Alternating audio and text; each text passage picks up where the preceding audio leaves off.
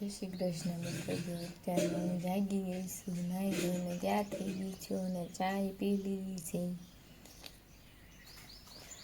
હવે યામિનીને બાળ મંદિરે મૂકવા જાઓ.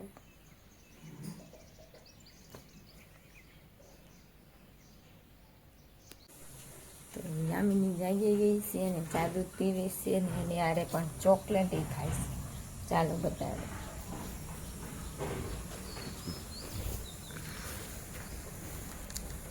યામિની જય શ્રી કૃષ્ણ. મિલર જાય છે. ડેરી મિલ્ક યામિનીને ખાવાની છે. મિલર જાય છે. જો ઉધરસ થઈ ગઈ, ચોકલેટ નહીં ખાવાની. યામિની જાય છે બાળ મંદિરે, તો ચાલો હું એને મૂકવા જઈ રહી છું.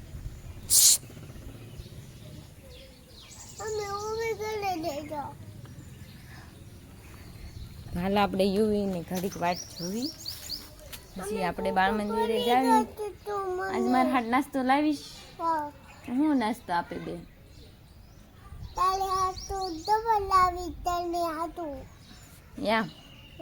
લેતા આવજે હો. લેતા આવજે હો યામિની. Thank you. આ બધા અમારા મહેમાન છે, અહીંયા જ બેઠા હોય ટાઢોડાના.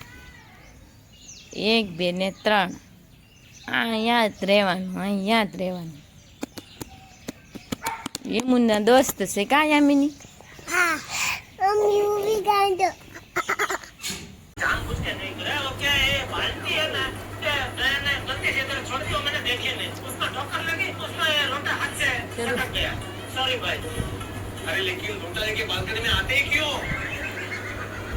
મારા હસબન્ડ આવી ગયા છે જમવા. જેઠિયો જોવે છે, આની વગર તો એને ખાવાનું ભાવે જ નહીં કા? મારે તે ટેવ પડી ગઈ છે જેઠિયો જોવાની.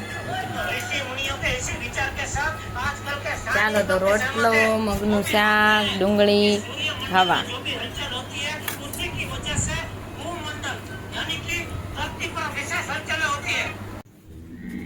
જાગીને અમે ફ્રેશ થઈ ગયા છીએ અને કપડાં હું હંકેલું છું.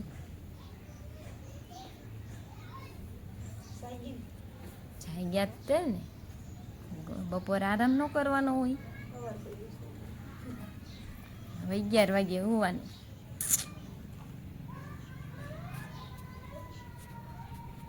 ચાલો આજે ભાજી બનાવી છે.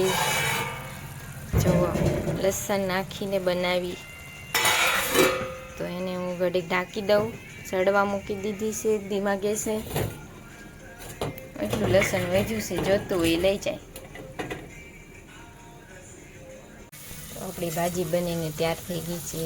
કેવી બની કમેન્ટમાં લખજો જરૂર.